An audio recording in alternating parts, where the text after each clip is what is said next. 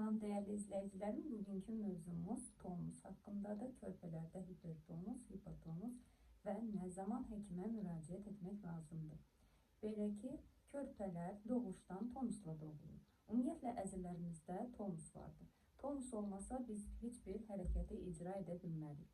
Bu beyin tərəfindən, baş beyin tərəfindən hər zaman idarə olunur. Yəni ətraflara baxılır. Sanki biz yuxuda olanda sadəcə olaraq bizdə hipotonus olur.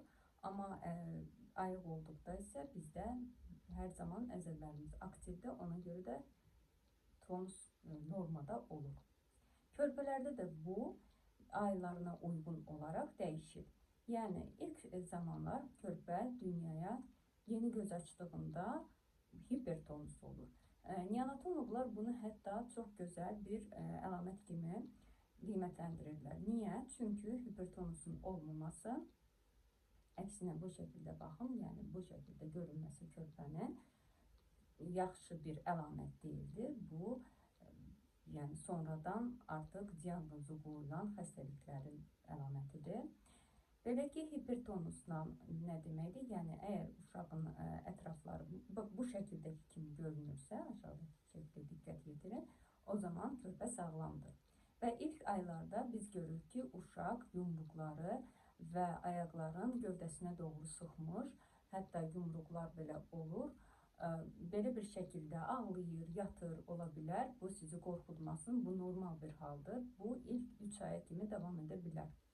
Yəni 3 aydan sonra yavaş-yavaş keçir. Hissə-hissə keçir. Ola bilər ki, asimetrik şəkildə keçsin. Əvvəla sağ tərəf, sonra sol tərəf keçsin və yaxud da əllərdən keçsin, sonra ayaqlardan. Sonra hətta ola bilir ki, 6 aya kimi bir ayaqda qalır, sonra yavaş-yavaş buraxır. Burada da qorxulu heç nə yoxdur. Yəni əsas odur ki, azalsın və hissə-hissə yoxa çıxsın. Yəni onun artması, yox, əgər əks təqdirdə fikir verirsinizsə, bu körpədə tonus əksinə 3 aydan sonra saxlanılıbsa və yaxud da daha da artıbsa, daha da körpə ağlağanlıq edirsə, başını çox zaman başını arxaya doğru, təkcə yuxuda deyil, yuxuda çox körpələr özlərinə rahat bir poza tapırlar və boyunlarını arxaya verib yatırlar. Təkcə yuxuda deyil, adi sakit halda belə başını arxaya verir, belini sıxır, əllərini sıxır, ayaqlarını sıxır və möhkəmdən ağlayır. O zaman bu siqnaldır. Bu halda artıq nevropatoloqa müraciət etmək lazımdır. İlk öncə pediatr baxır əzələnin vəziyyətinə körpələrdə, ondan sonra isə əgər lazımdırsa nevropatoloqa yönləndirir.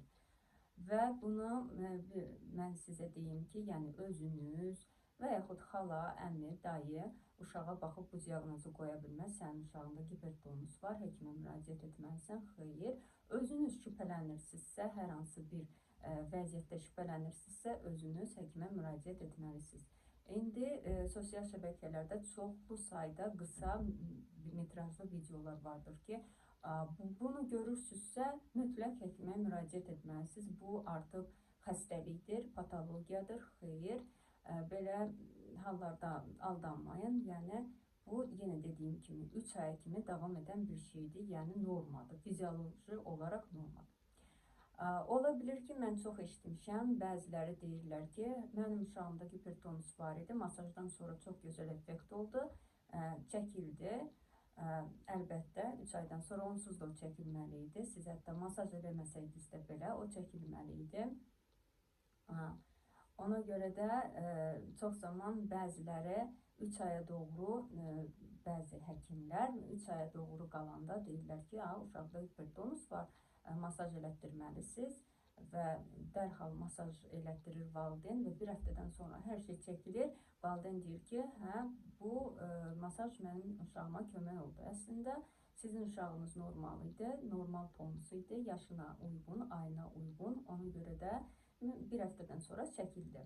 Mən masajın əleyhinə deyirəm, masaj lazımdır. Sadəcə hansı hallarda? Əgər sizin uşağınız diaqnoz qoyulubsa, hipotonus və ümumiyyətlə həkimlər yazanda distonik yazırlar, tonus. Bu nə deməkdir? Bu normadan kənar, yəni ayına uyğun deyil. Artıq ola bilər ki, uşaq 5 ayına çatıb, 6 ayına çatır, iməkləmə cəhdi yoxdur, sağa sola dönmə cəhdi yoxdur, çox passivdir.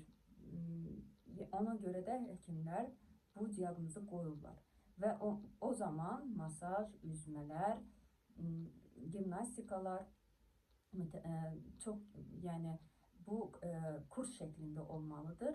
Hətta valideyn masajistin əlinə baxıb öyrənməlidir. 10 kurs əgər masajist elədirsə 10 dəfə, ondan sonra valideyn hər gün eyni saatda bu masajı yerinə yetirməlidir.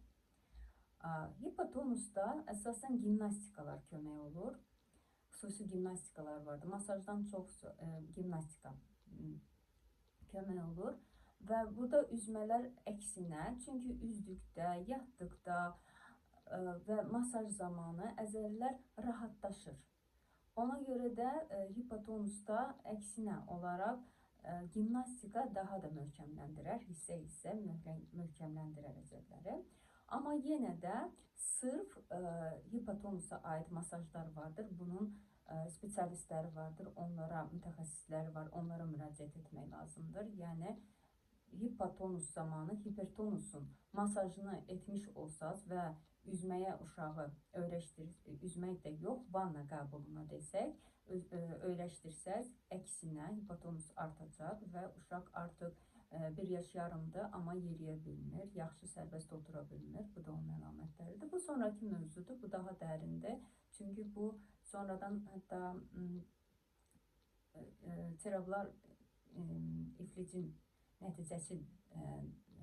nəticəsinə görə ortaya çıxa bilər. Ona görə də bu başqa bir mövzudur. Hipotonus niyə ortaya çıxır? Əsasən tonus, ümumiyyətlə hipertonus, hipotonus niyə olur? Patoloji. Patoloji çünki bu ana bətndə və yaxud da doğuş zamanı alınan travmalar, hipoksiya nəticəsində ortaya çıxır. Çünki beyin artıq hansısa hissələrinə, əzələyə doğru gedən impulsların zəifləməsi, hansısa əzələnin hissələrində, beynin hissələrində oksigen aclığıdır və həmin hissə qidalanmadığına görə həmin hissəyə siqnal getmir və uşaq icra edə bilmir. Və bu uşaqlarda əsasən gecikmələr olur. Həm hipertonus zamanı, həm hipotonus zamanı, dediyim kimi 3 aydan sonra da saxlanılırsa, bu zaman uşaqlarda gecikmələr olur, onların sağa sola dönmələri müşahidə etmir valideyn və üz üstə qalmaq istəmir, ağlayır, sərbəst özü qarın üstə, bel üstə dönə bilmir, otura bilmir vaxtında, yeriyə bilmir, ayaq üstə qalxa bilmir. Bunlar hamısı tonusun nəticəsi. Dediyim kimi, həm hipertonusun, həm də hipotonusun nəticəsi ola bilər. Ümumiyyətlə, 6 ayında hətta uşağı nevroloqa göstərəndə, nevropatoloqa göstərəndə bəzən çaşmalar ola bilir. Niyə? Çünki artıq 6 ayda uşaq çox gözəl əzələ sistemini, tam sağlam uşaq özü idarə edə bilir. Yəni, özü qəsdən özünü sıxa bilər, əzəllərini gərgin vəziyyətdə saxlaya bilər. Bu, geyinmə zamanı uşağa qalın bir geyindirmək istəyirsiniz, kurtka və yaxud da ona yad olan bir insan onun əllərindən tutub qaldıranda belə sıxmalar olur və həkim çaşır, hipertonus ayına uyğun olmayan distonik diaqnoz qoya bilir, əzələ distoniyası diaqnozunu qoya bilir. Ona görə də valideyn hökmən deməlidir ki, uşaq adi halda hər gün özünü necə aparır? Yəni, bu hər günmü olur? Yoxsa indi bu müşahidə olundu və yaxud da həftədə bir dəfə, 2 dəfə uşaq sadəcə kaprizni olanda bu müşahidə olunur. Ona görə də valideyn 100% həkimin yanında qalıb bütün suallara doğru düzgün cavab verməlidir. Sizin uşağınızın sağlamlığı sizin əlinizdədir. Ona görə də uşağınızın aybaay hər hərəkətinə, hər vəziyyətinə fikir verin. Uşağın yumruğunun 4 aydan sonra da belə saxlaması və hətta siz masaj edirsiniz, açmağa çalışırsınız, yumruq yenə də açılmırsa, bu artıq göstəricidir, həkimə müraciət etməyin. Boynu, başı çox tez-tez arxaya verib ağlayırsa, sıçramalar olursa, özünü arxaya atmalar, çevrilməsi, dönmələri yoxdursa, çox passivdir. Bu artıq siqnaldır, həkimə müraciət olunmalıdır. Belə, əzizlərim, sizə qaranlıq qalan tərəfləri suallar şəklində şərh bölməsində saxlaya bilərsiniz. Bu qədər. Özünüzə yaxşı baxın. Uşaqlarınızın sağlamlığı sizin əlinizdədir.